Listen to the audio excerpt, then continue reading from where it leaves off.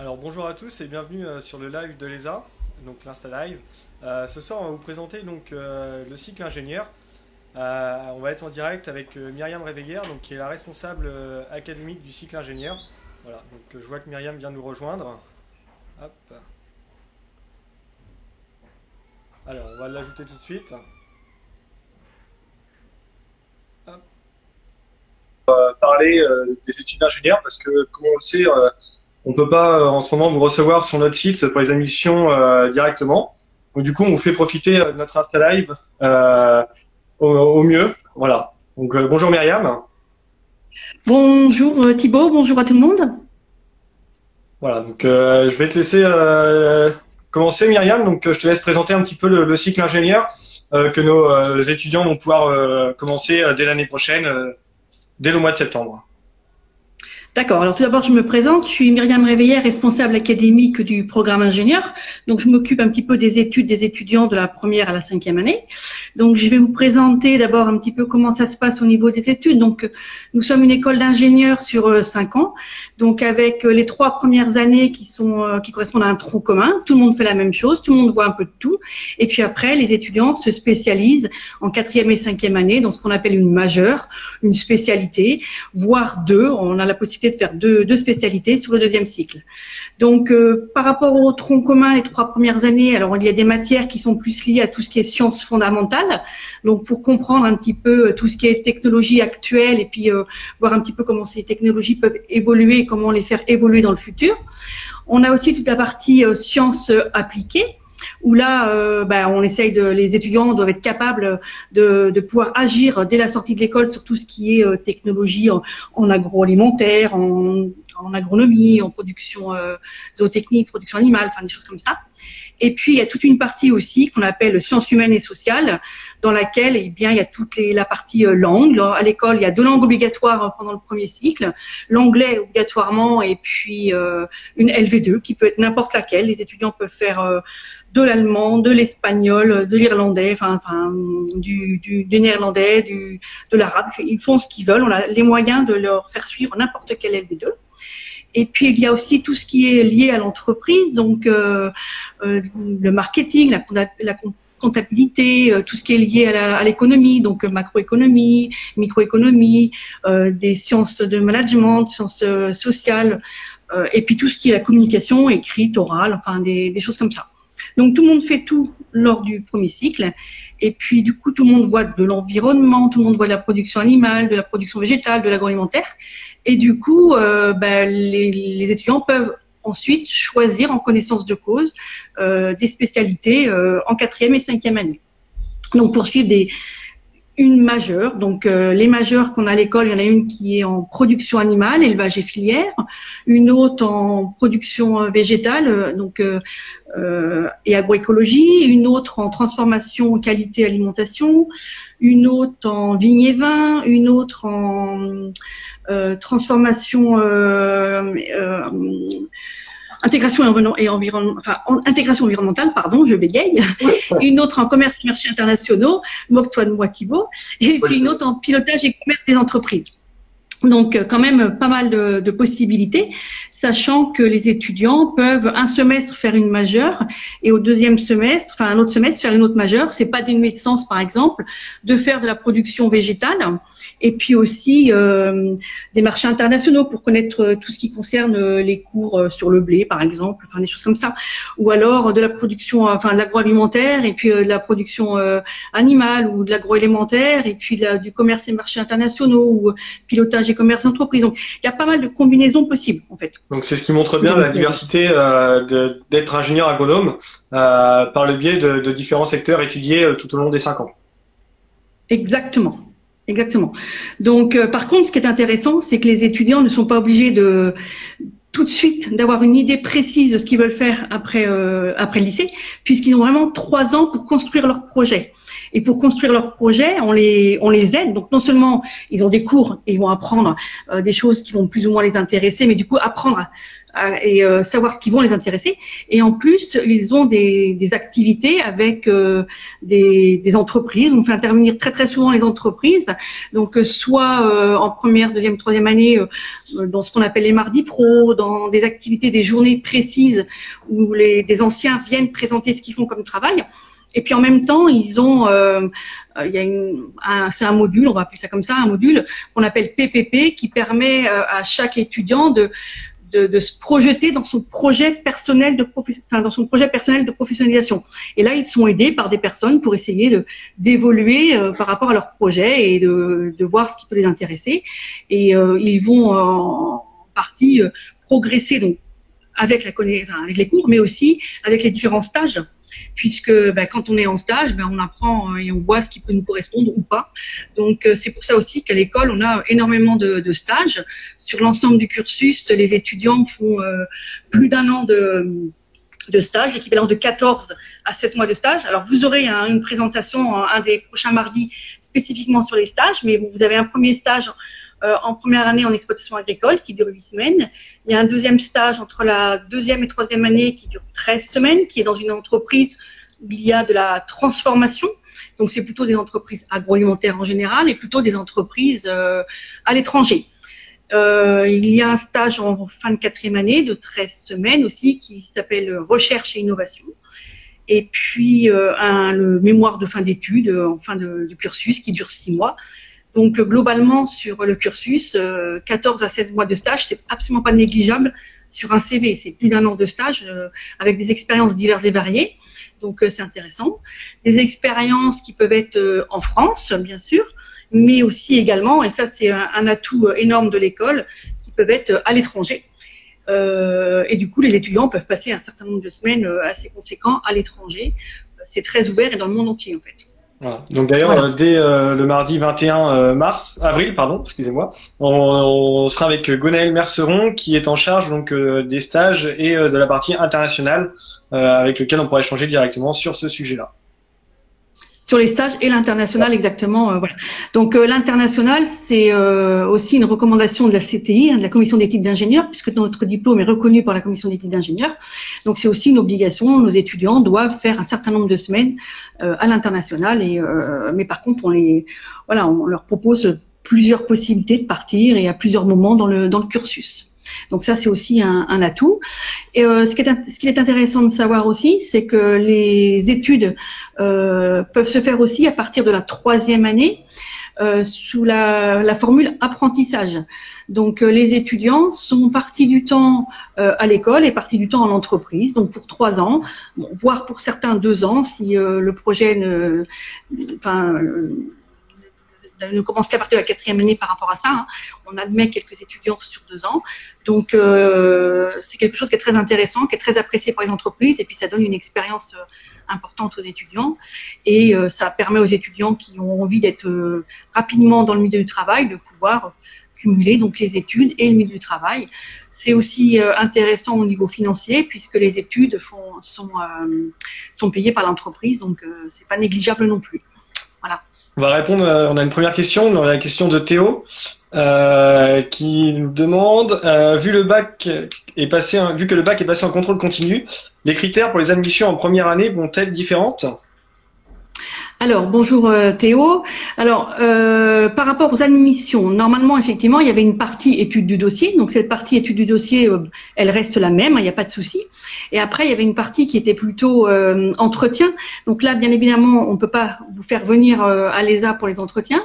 D'où les Insta-Live qu'on fait actuellement pour essayer aussi de vous donner des informations par rapport aux questions que vous pourriez avoir par rapport à l'école. Et par contre, ce qu'on va faire, c'est que votre dossier va être étudié plus en détail sur la partie qui n'était pas note, mais sur la partie qui était votre projet professionnel, la réponse de vos enseignants par rapport à vos notes, tout ce qui concerne vos activités extrascolaires, etc. Et du coup, on va prendre davantage ça en compte pour pouvoir étudier votre dossier le plus en détail possible. D'accord. Donc on a une question de Mathieu qui nous demande combien il y a d'élèves en apprentissage à l'ESA au sein du cycle ingénieur. Alors, bonjour Mathieu. Alors, au sein du cycle ingénieur, actuellement, on a à peu près une quarantaine d'étudiants en formation par apprentissage. Alors, cycle ingénieur, hein, une quarantaine d'étudiants en moyenne en troisième année, en quatrième année et en cinquième année. Ce qui fait qu'on a à peu près 120, on va dire, j'arrondis, hein, mais à peu près 120 étudiants en apprentissage actuellement. Sachant que c'est quelque chose qu'on désire augmenter. Donc, l'année prochaine, pour l'apprentissage en troisième année, l'objectif, c'est plus une quarantaine d'étudiants, c'est plutôt une soixantaine d'étudiants. Donc, on va plutôt vers une augmentation des étudiants en apprentissage dans le cursus. D'accord. On a une nouvelle question. Comment se passent les entretiens pour ingénieurs? Donc là, on parle bien des entretiens ingénieurs et pas les entretiens d'autres formations qui ont lieu pour certaines. Alors les entretiens ingénieurs ils vont plus avoir lieu, hein, c'est ce que je disais actuellement. On n'aura plus d'entretien pour cette année vu la situation actuelle. Pour les ingénieurs première année. Exactement. Voilà, pour les ingénieurs. Alors par contre, vas-y Myriam, je te laisse poursuivre. pour l'instant, on n'est pas encore, enfin, on ne sait pas comment ça va se passer, mais pour l'instant, on les a maintenus pour les admissions intermédiaires. Mais les admissions intermédiaires, ces entretiens ont lieu en mai et juin. Donc, pour l'instant, on n'a encore rien changé, mais peut-être que suivant la situation, comment elle va évoluer, peut-être qu'on sera obligé de changer. Mais pour l'instant, on est resté sur les entretiens. D'accord. On a une autre question qui nous demande, pour celles et ceux qui ont déjà passé les entretiens, quand seront-nous leurs résultats d'admission? Donc ça, je pense que ça concerne les autres formations que le cycle ingénieur. Donc les résultats, normalement, devraient pas tarder pour ceux qui ont déjà passé les entretiens d'admission pour licence ou BTS. Les entretiens devraient arriver cette semaine ou début de semaine prochaine. Les résultats, pardon. Voilà. Ouais, pour ingénieur, pour l'instant, il n'y a personne qui a passé l'entretien, voilà. Donc les en tout cas. Donc, voilà. Alors, il y a Gaspard qui nous demande je suis en médecine avec la modification du bac. Ai-je moins de chances d'être admis à l'ESA que les personnes passant par le bac? Non, il n'y a pas moins de chance. Non, il n'y a pas moins de chance. C'est le dossier qui est étudié avec ce qui a été fait au lycée, plus pour ceux qui ont fait une année autre, soit médecine, soit autre. Hein, il n'y a pas moins de chance. Non, pas du tout. C'est le dossier globalement qu'on va étudier avec les années lycée. Donc, il y a autant de chances. Tout dépend de la nature du dossier. Donc, on a Lucas qui nous pose une question. Il ne peut pas être possible de faire un entretien par visioconférence. Alors là, Lucas, je vais te répondre. Donc, on ne fait pas l'entretien par visio. Par contre, on peut te proposer un entretien téléphonique personnalisé, donc échanger donc avec moi ou une personne autre des admissions ou du pôle information et orientation, et on pourra échanger également sur le site ingénieur et répondre à toutes tes questions si tu souhaites, à moins que tu souhaites nous en poser directement ici sur l'Insta. Voilà, les entretiens sont plus obligatoires, mais effectivement, comme le dit Thibaut, il y a la possibilité d'avoir des entretiens téléphoniques si vous le souhaitez. Et voilà, donc, mais c'est plus obligatoire pour tout le monde. C'est pas possible à gérer actuellement, voilà, donc la situation actuelle. Donc pour prendre rendez-vous pour un entretien, donc faut aller sur le site de l'ESA et ensuite aller dans les entretiens téléphoniques. Et vous réservez le créneau de votre choix. On vous l'impose pas, on vous laisse choisir le créneau, ce qui permet de faciliter l'échange entre vous et nous. Voilà. Alors, si je reviens un petit peu sur les études, donc je vais essayer de vous parler un petit peu d'une semaine type à l'école. Donc, les étudiants au cours du lundi matin 8h30 jusqu'au vendredi. Normalement à la fin des cours, la journée c'est 18h30, je crois, oui 18h30. Le vendredi, en général, on essaye de vous faire finir plus tôt parce qu'on sait que vous voulez rentrer le week-end chez vous, retrouver la famille, les copains, les copines. Cependant, dans la semaine, donc vous avez des cours magistraux, donc toute la promo est présente. Donc en première année, actuellement, on tourne autour entre 160, 170 étudiants. L'année prochaine, peut-être un petit peu plus. Donc là, vous êtes en amphi, tout le monde ensemble. Ensuite, vous avez des activités qui sont des TD, donc des travaux dirigés. Donc là, c'est plutôt une activité où l'enseignant a préparé des exercices et vous travaillez avec les gens qui sont à côté de vous, avec le professeur qui passe dans les rangs, etc. Donc là, c'est des activités, vous avez à peu près une quarantaine. Et puis, vous avez des activités beaucoup plus pratiques, donc les TP, donc en salle de TP, soit des laboratoires, soit des salles d'informatique, enfin, soit sur le terrain, dans le parc, à l'école. Et là, c'est des activités qui se font à une vingtaine. Vous avez aussi des activités qui se passent dans le centre de langue. On a un centre de langue où là vraiment les étudiants travaillent les langues en fonction de leur niveau. Donc ils ont des objectifs à atteindre à la fin de chaque séance, mais c'est pas un cours de face à face classique. C'est chaque étudiant qui travaille personnellement, en groupe, en binôme, etc. pour avancer sur les compétences qui lui manquent. Vous avez sinon après, suite au cours, vous avez du travail personnel bien sûr à faire, donc pour l'apprentissage des cours. Vous avez des activités à faire en binôme, des comptes rendus de TP, des oraux à préparer, des exposés, des choses comme ça. Et puis vous avez aussi des rapports parfois à faire pour certaines matières. Et puis des travaux de groupe. Chaque année, il y a des travaux de groupe à faire, donc sur des sujets divers et variés. Donc voilà, vous n'avez pas de cours en général, enfin vous n'avez pas de cours le jeudi après-midi. C'est réservé à tout ce qui est activités sportives et associations, puisque on privilégie quand même pas mal les activités autres aussi à l'école. Donc on incite les étudiants à s'investir dans des associations au sein de l'école ou autres, peu importe, c'est pas au niveau de l'école. Donc vous aurez aussi un petit peu des informations sur les associations lors d'un prochain Insta Live tout à la fin, le dernier je crois. Le 28, Stéphanie Lepillet qui est responsable de la vie pratique à l'ESA. Voilà. Le planning d'une semaine, ne se répète jamais d'une semaine à l'autre. Donc toutes les semaines, vous avez des plannings différents. Ceci est dû au fait que les TP se font en 8e de promo, une vingtaine d'étudiants, et du coup on peut pas passer 8 groupes sur une semaine, ce qui fait qu'il y a des roulements. Donc une semaine ne ressemble jamais à une autre. Voilà, vous avez des vacances scolaires classiques à Noël, une semaine aux vacances de la Toussaint, 2 semaines à Noël, 2 semaines à février, une semaine au printemps, qui sont pas obligatoirement les semaines de l'académie, parce qu'on essaye parfois, on essaye au niveau des vacances de février, par exemple, de prévoir une semaine où les étudiants sont présents et par contre les lycéens peuvent venir à l'école. Peut-être que certains d'entre vous d'ailleurs sont venus pour ce qu'on appelle le Vie ma vie, donc permettre aux étudiants lycéens de venir vivre une journée à l'école. Donc voilà. Le midi, vous avez une pause qui dure assez longtemps puisque les cours finissent à 11h45 et vous reprenez qu'à 13h30. Ça vous permet de retourner manger chez vous, ça vous permet de vous investir un peu dans les associations, de faire des réunions avec d'autres, ça vous permet aussi de prendre le temps de vous reposer. Ça peut permettre à certains aussi d'aller travailler à la médiathèque puisqu'on a pas mal d'outils à votre disposition à l'école. Donc la médiathèque qui est disponible le midi et le soir. Vous avez donc l'atelier de langue, je vous en parlais tout à l'heure, qui est disponible aussi le midi et le soir si vous voulez parfaire vos langues. Sachant que pour obtenir le diplôme d'ingénieur, vous avez l'obligation d'obtenir un certain score en anglais pour des examens externes d'anglais, le TOEIC, peut-être que vous connaissez. Et du coup, pour vous aider à avancer sur le TOEIC, vous avez la possibilité de travailler à l'atelier des langues quand vous le souhaitez, bon, en plus de tout ce qui est mis en place à l'école pour pouvoir améliorer son score. Vous avez une salle informatique libre-service, donc vous pouvez l'utiliser comme vous voulez. Vous pouvez vous connecter le midi, enfin voilà. Et vous connecter en particulier sur une plateforme qu'on appelle chez nous le Campus, qui est une plateforme sur laquelle les enseignants déposent les cours, les PowerPoint, et déposent aussi des quiz, les annales, les corriges des annales, et ça vous permet de travailler tout seul, en groupe, en dehors des cours. Le soir à l'école, vous pouvez réserver des salles pour travailler ensemble. Enfin, voilà, il y a pas mal de choses possibles. D'accord. Donc des journées assez chargées, mais qui à la fois permettent d'avoir une vie à côté, en dehors de l'ESA. Complètement. Et en général, c'est vrai qu'il y a dans une journée, il y a 5 créneaux de cours d'1h30, mais c'est assez rare que les étudiants soient occupés les 5 créneaux de cours.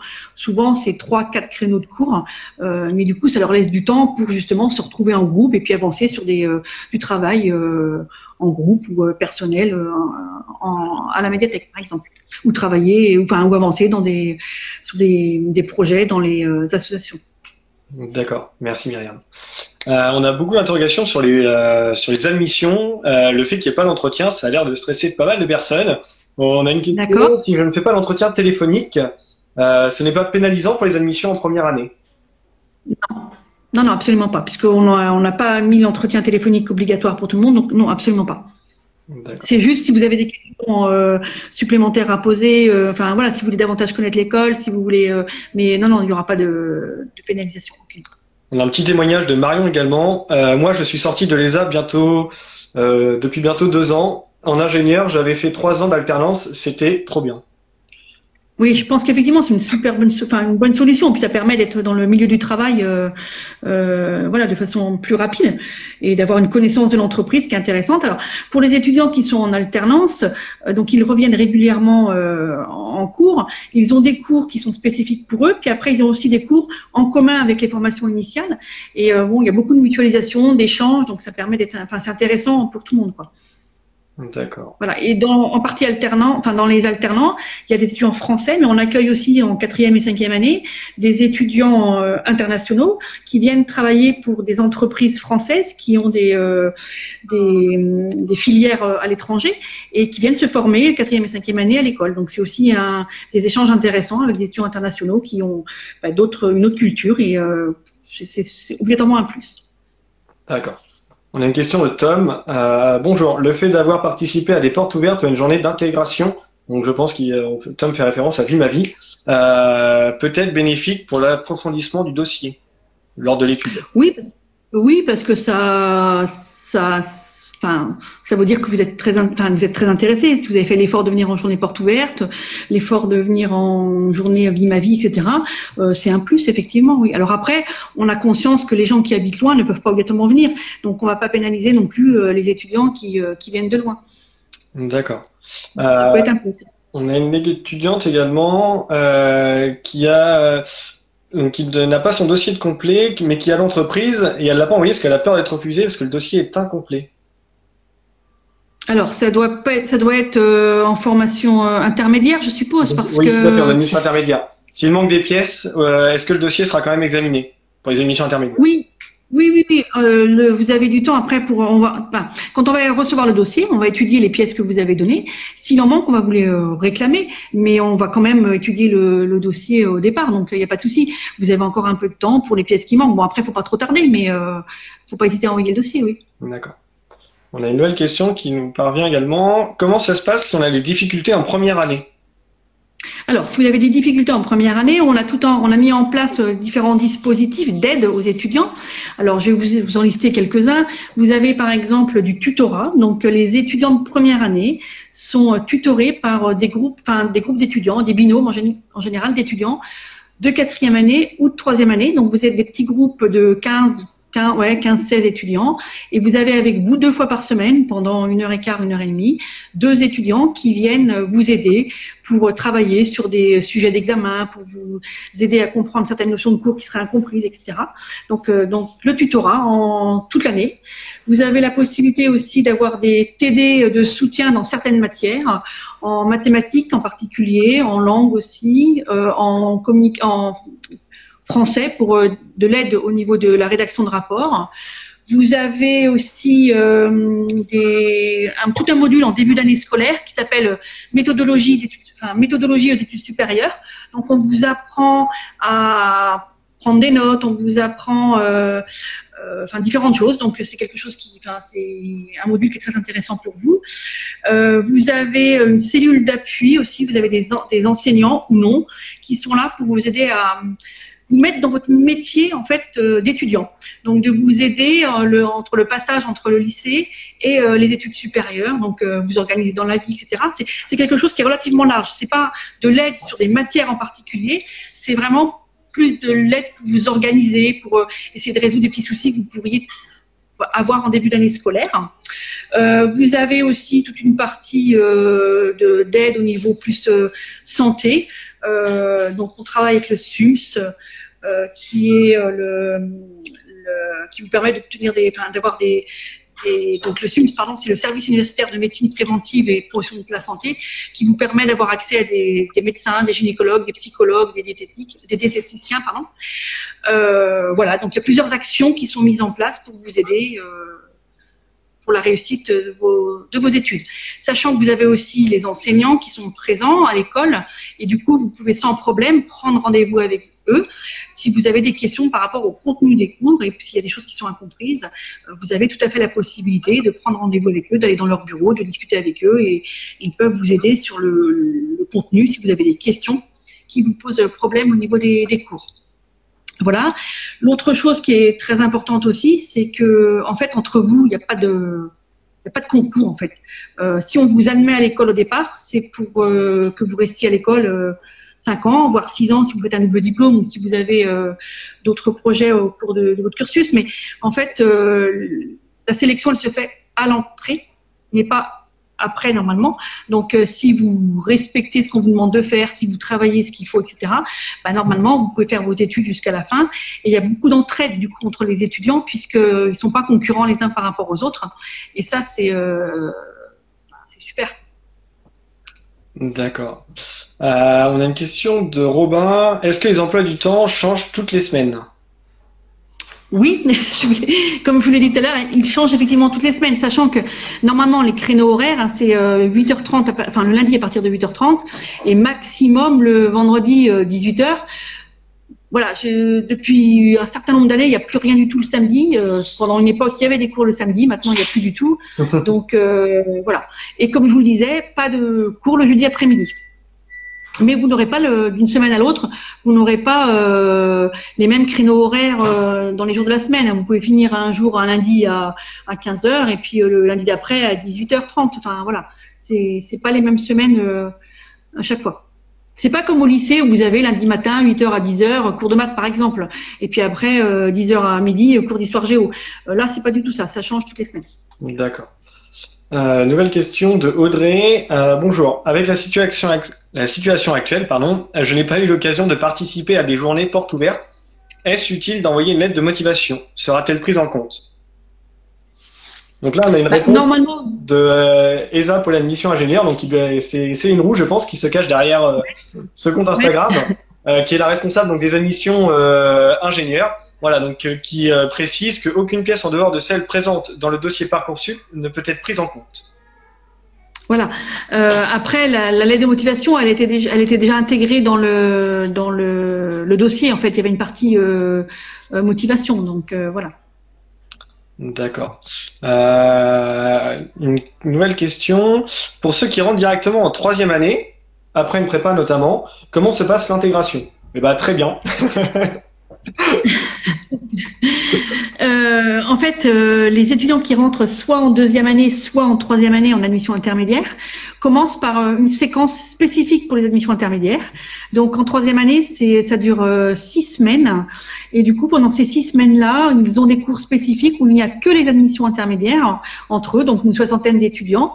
Des cours sur des matières qu'on juge indispensables pour la compréhension de la suite du parcours. Donc il y a 4 modules, un en langue, un en agronomie, zootechnie et écologie, il y en a un autre en sciences humaines et sociales, et puis il y en a un autre où on va aborder plus les maths, les stats et la physique. Et du coup, vous avez des cours un petit peu entre guillemets de rattrapage pour que vous ayez les connaissances minimum pour pouvoir suivre la suite de votre parcours. Voilà. D'accord. On a une question. Je sais pas si c'est... Oui, c'était clair.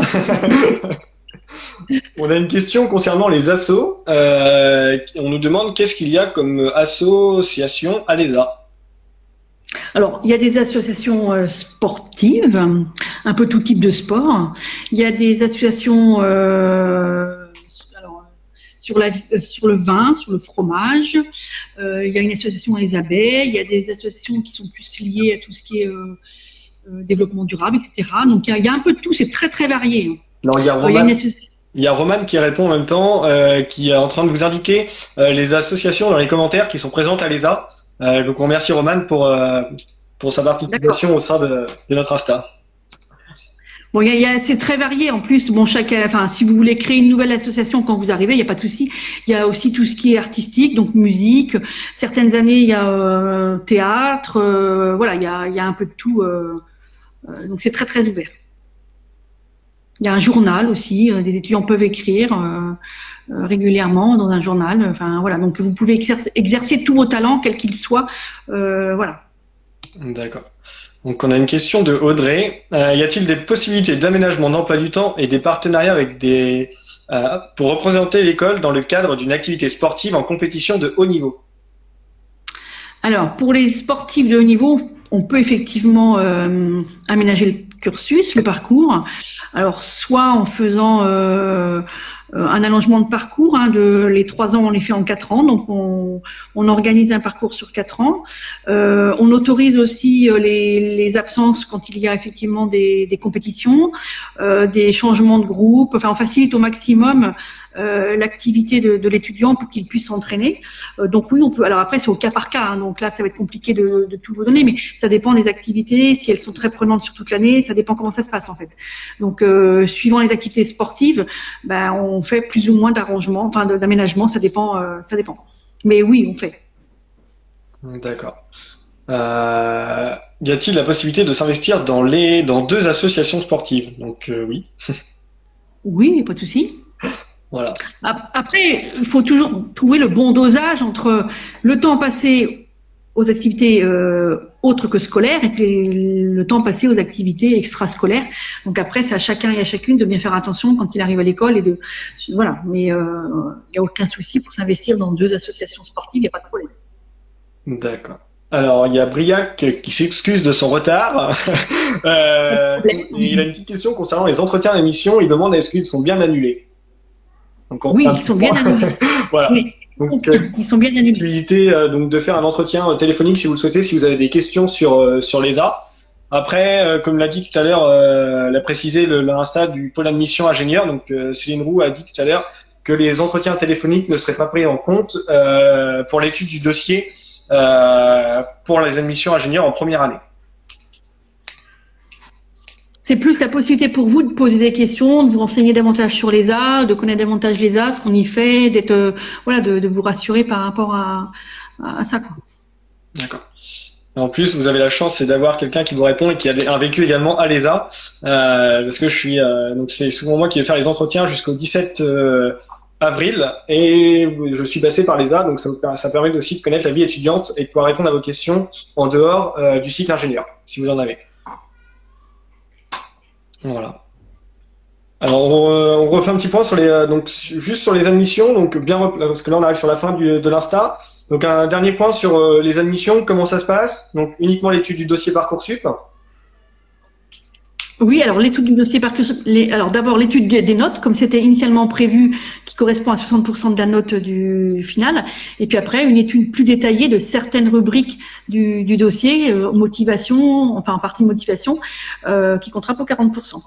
Mais tout se fait à l'aide de l'étude du dossier, mais la plus complète possible. Voilà. Voilà, la motivation, on va essayer de la regarder dans le dossier. D'accord. Et donc publication des résultats via Parcoursup le 19 mai, c'est bien ça? Alors, je suis désolée, mais j'ai pas la, tête, la date en tête. Oui, j'ai pas vérifié, je sais plus. Voilà. Céline, elle doit avoir la date exacte si Voilà. elle peut répondre. Céline, on attend ta réponse avec impatience sur l'Insta. Moi, j'ai plus la date. Voilà. Alors, De toute façon, c'est la date classique. Hein. Enfin, ouais. voilà. Voilà. Donc un petit rappel sur les 3 prochains Insta Live. Donc les 3 mardis d'avril, donc le 14 avec Christophe Naudin sur les métiers avec un diplôme, enfin un titre d'ingénieur agronome. Après le 21 avec Gwenaëlle Merceron, pardon, sur les stages et toute la partie internationale du cycle ingénieur. Et un dernier le 28 avec Stéphanie Lepillet sur la vie étudiante et la vie pratique au sein de l'ESA. Stéphanie et peut-être 2 étudiants, je crois aussi, non? Voilà, qui prend l'interaction avec nous également via le chat et également qui sont peut-être Voilà. avec nous en visio, comme on est ce soir. Voilà. Et ben merci beaucoup Myriam. Bien, c'était un plaisir. Voilà. Et puis n'hésitez pas donc à poser toutes vos questions sur le site de l'ESA, prendre un rendez-vous téléphonique si vous le souhaitez, et on répondra également à vos questions par mail ou via le chat du site internet. N'hésitez pas. Et bon courage dans cette période compliquée pour tout le monde. Voilà, prenez soin de vous. À très bientôt. Voilà, exactement. Bonne soirée À Myriam. bientôt. Merci. Au revoir. Au revoir. Au revoir. Merci.